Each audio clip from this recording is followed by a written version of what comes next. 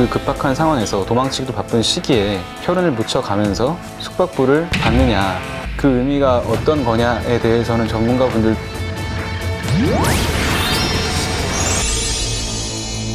1286회 방송 제작한 위상현 PD라고 합니다. 그리고 이번 방송은 피해자께서는 버킹엄 모텔을 운영하던 여자 주인이셨는데 혼자 모텔에서 야간 근무를 하고 있다가 변을 당하신 거고, 그 후에 그녀의 주변 사람들, 모텔 근무자들과 그리고 방문객들을 토대로 경찰이 수사했던 대상들은 도합 인원이 한 270명에서 280명 가까이 됐었는데, 그 중에서 유일하게 신원을 특정하지 못했던 사람이 그 방송 초반에 소개됐던 그 CCTV 속 남자거든요. 그 후에도 단서가 없어서 결국에 미제 사건이 돼버렸던 사건이고요. 부산 지역의 마지막 미제 사건이에요. 미제 사건 중에서 지금으로부터 가장 멀리 떨어지지 않은, 가장 최근에 해결되지 않은 사건이었기 때문에 사람들의 기억도 비교적 남아있는 상태일 것이고, 그리고 공소시효도 아직 남아있고요. 그래서 이제 한번 취재를 해보자, 늦지 않게 라는 생각을 저희 제작진들도 갖고 있었고, 돌아가신 고인의 지인분들을 만나게 되면서 지금까지 알려져 있던 것과 달리 몇 가지 새로운 정황들을 포착하게 되면서 새로운 단서들을 기반으로 해서 방송을 준비를 하게 됐습니다. 민트사탕님께서 해주신 질문인데요. 신원 확인 안 된 유일한 사람, 가해자로 추정되는 그 사람을 그 당시 CCTV로 끝까지 추적하지 못한 이유가 무엇인가요? 부산 서면역 근처면 백화점도 있고 거리에 CCTV가 꽤 있었을 것 같아서요 라고 질문해 주셨는데요. 그 당시 서면에는 부산에서 가장 CCTV가 많은 지역이긴 했었어요. 그 당시에 CCTV가 어느 위치에 있었는데 그 자료를 저희가 한번 조사를 해봤는데, 일단 그 서면에서 가장 큰 백화점 뒤편에 포장마차 골목이 있거든요. 그리고 그 포장마차 골목의 한 골목 뒤편이 버킹엄 모텔이 있던 자리예요. 그 남자는 버킹엄 모텔을 빠져나와서 바로 우회전을 했고, 새벽에 쓰레기를 수거하셨던 근로자분들이 계셨어요. 쓰레기차가 있었고 그것을 피해서 차의 왼쪽으로 숨어서 걸어갔고요. 그리고 바로 나온 첫 번째 골목에서 좌회전을 했습니다. 그 골목을 빠져나오면 백화점 앞에 있는 포장마차 골목이 있는 거예요. 그 골목에서 나와서 바로 우회전을 하면 기계식 주차장이 건물 내부에서 운영되는 공간이 하나 있었어요. 그 공간에 있는 CCTV에 그 남성의 모습이 담긴 것이 마지막이고, 그리고 그 CCTV를 지나면 조그마한 사거리가 하나 나오고, 그 이후부터 이 남자의 행적이 묘연해져요.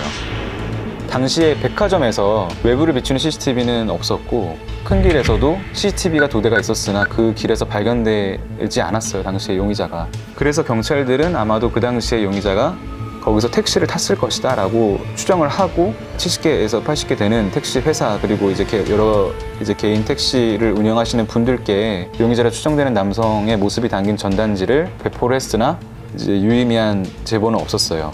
다만 그곳이 워낙 번화가이고 숙박부를 꼭 기록하지 않는 형태의 작은 모텔들, 대실 또는 숙박의 형태로 운영되는 공간들이 워낙 많았기 때문에 그곳으로 숨어들었을 거다라는 가능성을 완벽하게 배제할 수는 없어요. 그래서 아마 택시를 탔거나 다른 숙박시설 또는 다른 건물로 숨어들어서 시간을 보낸 것으로 추정이 된다 정도로 저희가 생각을 할 수가 있겠죠. 핑구핑구님 질문이신데요. 영상 속 의문의 남자가 왼손을 꺼내 확인하며 걸어가는 장면이 74번의 공격으로 인해 본인 손의 상처를 확인하는 것일 수도 있다고 하셨는데, 피해자 몸에 남은 자상의 모양이나 방향으로 가해자가 왼손잡이인지 확인할 수 있지 않을까요? 라고 질문을 해주셨는데요.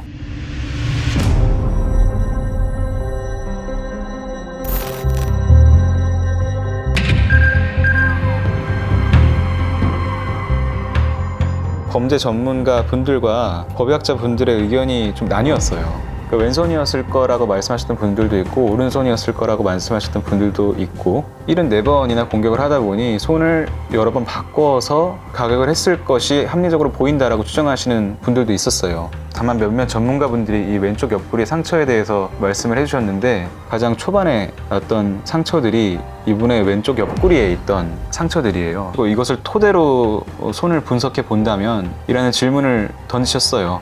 이 피해자와 가해자가 서로 마주보고 있을 때 왼쪽 옆구리가 다쳤다라고 한다면 오른손잡이일 가능성이 크죠. 다만 이 피해자가 가해자를 등지고 있을 때라고 한다면 왼쪽 옆구리가 다쳤기 때문에 왼손일 가능성도 있어요. 그 두 가지 가능성을 모두 배제할 수는 없지만 법의학자분들의 의견을 종합했을 때 칼이 들어간 방향이나 모양을 유추해 본다면 왼손일 가능성이 더 커 보인다 다시 말해서 초반에 힘이 빠지지 않았을 때 최초로 가격한 손이 자신이 주로 사용하는 손이 아니겠느냐라는 추정을 한다면 왼손잡이일 가능성이 더 크다. 저희가 방송에서 왜 이 내용을 구체적으로 소개해드리지 못했냐면 이 사람의 주 손을 확인한다는 것은 유의미한 작업이긴 하지만 양손잡이일 가능성도 있고, 저희가 방송에서 왼손잡이다 라고 가정을 했을 때 혹시나 그 유력 용의자가 붙잡혔을 때 만약에 그가 오른손잡이라면 저희 방송이 그의 변호를 해주는 모양새가 될 수도 있다고 생각했기 때문에 방송에 담지는 못했어요. 다만 먼저 난 상처는 왼손으로 만들어졌을 가능성이 크다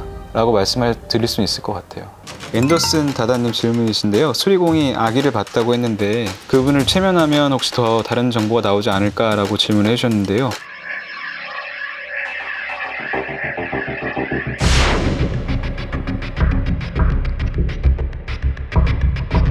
실제로 최면을 시도를 했었어요. 한 3시간에 걸친 최면을 시도를 했었고, 이게 소위 말해서 최면 감수성이라고 하는데 이것이 다르기 때문에 그분도 굉장히 노력을 많이 해주셨는데 최면을 통해서 뭔가 새로운 정보를 이렇게 밝혀낼 수는 없었어요. 그리고 경찰에서 조사했던 부분은 아기가 목격됐던 시기 즈음에 교제했던 것으로 추정되는 남자를 만나서 1회 정도 대면 조사를 했다고 해요. 그 남성은 모 성당에서 이니셜로 하면 S 성당인데 그 성당에서 고인을 만났다, 잠시 연애를 했다 라고 경찰한테 얘기를 했고, 혹시 둘 사이에 아기가 있었느냐라는 질문에 대해서는 전혀 모르는 사실이고 아이를 둘 사이에서 난 적이 없다라고 진술을 했다고 해요. 다만 그것이 수사가 강제력이 있는 수사가 아니었기 때문에 더 이상 밝혀진 것은 없고, 그래서 저희도 당시 경찰 수사했던 기록을 토대로 그분을 만나서 여쭤보려고 했었는데 그분이 고인을 만났다는 그 S 성당을 찾아보니 그런 성당은 부산에 없었어요. 과거에도 없었고 지금도 없고요. 그래서 저희는 이제 그분의 성함을 이제 알기 때문에 저희가 관계자분을 통해서 질문을 드렸는데 그런 이름을 가진 그런 나이의 사람은 부산 천주교구에 등록되지 않았다 라고 말씀을 하셨어요. 그러면 부산 말고 다른 지역은 있느냐? 아니, 전국적으로 그런 사람은 없다. 근데 물론 성당에 짧게 다녔다면 등록이 안 돼 있었을 가능성도 있어요. 그리고 혹시나 해서 저희가 이제 그것이 성당이 아니라 교회인데 경찰이 기록을 잘못했을까라는 생각도 있어서 그런 이름과 또는 유사한 이름을 가진 교회들을 전부 다 돌아다녀 봤는데 고인이나 그 남성분이 다녔다는 기록은 확인되지 않았었어요. 그래서 만약에 이 사람이 경찰 조사에서 뭐 잘못된 내용을 얘기한 것이라면 고인과 다녔다는 그 종교 시설이 우리가 일반적으로 생각하는 종교 시설이 좀 아니지 않았을까라는 생각도 했었고, 그리고 사실은 그 지점에 대해서 저희가 여러 가지 취재를 했었고 저희가 조금 더 확인한 정황들은 있으나 그 내용이 조금 불분명해서 아직까지 방송에 담지 못한 내용들도 있어요. 그래서 만약 후속을 방송을 준비를 하게 된다면 그 부분에 대해서 집중적으로 다뤄볼 생각입니다. 하민님 질문이신데요. 숙박부에 피해자의 피가 묻어있는 게 범인이 만졌다는 건데 혹시 뜯겨진 부분은 없었는지라고 질문을 해주셨는데요. 늘 안내실 책상에 있었던 숙박부가 101호의 화장실 바로 앞에 있었다는 부분을 조교분들도 이상하게 여기셔가지고 그 부분을 말씀을 저희한테 해주셨었고요. 뜯겨진 부분은 없었어요. 숙박부에. 저희가 추정을 해볼 수 있는 거는 그 급박한 상황에서 도망치기도 바쁜 시기에 혈흔을 묻혀가면서 숙박부를 받느냐 라는 지점에서 여러 가지 생각들을 해볼 수는 있잖아요. 그 의미가 어떤 거냐에 대해서는 전문가분들도 여러 가지 좀 이렇게 조심스럽게 추정을 하셨어요. 단순하게 생각해서 내 정보가 혹시 남아있을까? 라는 게 궁금해서 그랬을 수도 있었을 것 같고, 어떤 누군가의 정보를 알고 싶어서 그걸 뒤져봤을 수도 있고요. 그리고 방송에서 표현했던 거는 안내실에 여러 가지 물새큰이 있었다라고 얘기를 했었는데 그 물새큰이 주로 서류에 집중이 돼 있었어요. 캐비넷 하단에 있는 서류철들이 있는 곳에 집중적으로 물새큰이 있었고요. 그 정보가 직접적으로 관련이 돼 있진 않더라도 간접적으로라도 이 사람과 관련이 돼 있을 수는 있다, 또는 관련이 돼 있지 않더라도 거기에 본인이 원하는 정보가 있었을 수 있다 라는 것들이 전문가분들의 말씀이셨어요. 숙박부에 혈흔이 묻어있는 게 킨 거일 가능성은 없어요? 그 혈흔은 숙박부의 안에 페이지 속에 묻어 있었어요. 마치 그 종이를 넘긴 듯한. 그렇기 때문에 어쨌든 간에 범인이 직접 손으로 숙박부를 잡고 이것을 넘기는 과정에서 미처 씻어내지 못한 피가 묻었을 가능성이 가장 높다라고 추정해 볼 수가 있는 거죠, 합리적인 선에서. 삼바다님 질문이신데요. 장기 투숙객들도 모두 범행 관련성을 확인했는지 궁금합니다. 초기에 수사기관에서도 장기 투숙객들 그리고 그날 이제 모텔에 대시를 하고 숙박을 했던 사람들을 집중적으로 수사를 했고 그들의 방에 전부 다 루미널 검사를 실시했던 것으로 알려져 있어요. 조금이라도 혈흔이 나왔는가 결론만 말씀드리면 그렇진 않았고요. 그리고 안내실 입구 쪽에 지문이 묻어있던 사람들 300호 투숙객, 201호 투숙객 그분들에 대한 수사를 이어갔는데 그분들도 혐의점이 없는 것으로 결론이 났어요. 경찰이 또 하나 좀 집중했던 거는 그 당시에 돈을 안 내고 모텔에서 도망갔던 외국인 노동자가 있었어요. 그가 이제 사건 발생 2-3일 전에 돈을 안 내고 도망갔는데 그도 추적을 해서 신병을 확보하고 조사를 했었는데 마찬가지로 특이한 용의점은 발견하지 못했었고요. 따라서 모텔 내부는 아닐 것이다. CCTV 속 그 투숙객이 아닌 모텔을 방문했던 그 남자가 또 용의자에 가깝지 않을까라는 생각을 했다고 해요. JK님 질문이신데요. 전화 내역은 아무 입상이 없다고 하셨는데 고인이 되신 피해자분 문자 메시지나 그 당시 싸이월드 등 다른 SNS는 안 하셨던 걸까요? 라고 질문을 해주셨는데요. SNS나 다른 인터넷 커뮤니티를 하셨던 내역은 확인되지 않았습니다. 저희도 아쉬운 게 이 피해자분의 문자 메시지하고 당시의 통화 내역을 완벽하게 확인을 하진 못했어요. 개인정보기도 하고 유족분들께서도 당시 핸드폰을 지금까지 보관하고 계시지 않아가지고 그 내역을 전부 다 확인하진 못했는데 통화 내역에는 여러 사람들이 있었어요. 형사들이 기억하기로는 대부분 다 종교 활동과 연관된 사람들이었다. 수사 초반에 수사기관에서는 종교 활동을 같이 했던 사람이다 라고 한다면 그 지점에 대해서는 크게 의문을 갖지 않고 넘어갔던 것 같아요. 왜냐하면 방송에 등장했던 그 가족이었던 오빠들과 그리고 DNA가 나왔던 수리공에 이게 수사에 힘이 대부분 집중이 됐었거든요. 저희가 수사기관에 부탁하고 싶은 것은 당시에 통화 내역에 있던 사람들, 혐의점이 없던 사람들에 대해서도 수사를 진행할 필요는 있지 않겠는가라는 생각은 들었어요. 만약에 면식범이 맞다면.